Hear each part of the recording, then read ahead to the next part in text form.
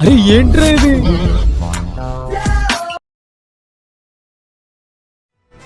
Big boss fame Ashu Reddy తీవ్ర ఆర్థిక మోసం, హనీ ట్రాప్ ఆరోపణల్లో చిక్కుకున్నారు. నిజమా? ధర్మేంద్ర అనే ఐటీ ఉద్యోగిని పెళ్లి పేరుతో నమ్మించి కోట్ల రూపాయలను వసూలు చేసింది.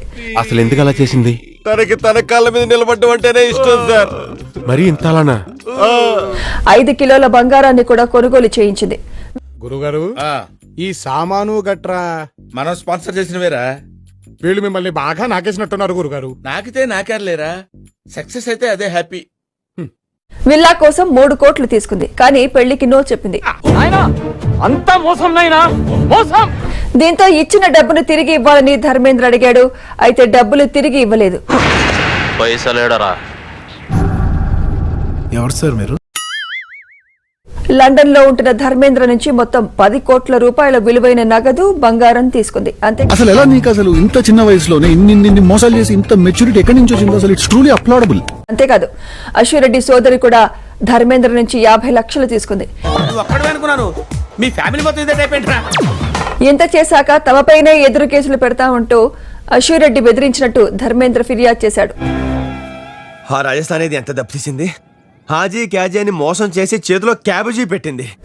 బాయ్ ఫ్రెండ్ జైన్ తో కలిసి అశు రెడ్డి ఈ డ్రామా ఆడినట్లు ఫిర్యాదులో వివరించారు.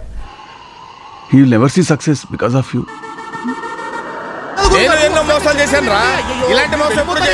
తన కూతురు చేసిన తప్పులకు తన భార్యనే కారణమని అశు రెడ్డిని ఆమె తల్లి చెడగొడుతోందని విమర్శించారు.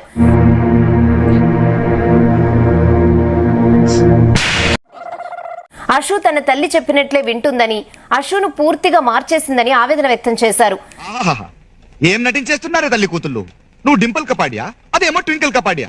ఫిర్యాదు చేసిన ధర్మేంద్రకు ఇదివరకే పెళ్లైందన్న విషయం తెలిసినప్పటికీ అశు రెడ్డి అతనితో పెళ్లికి సిద్ధపడిందని ఆయన ధృవీకరించారు.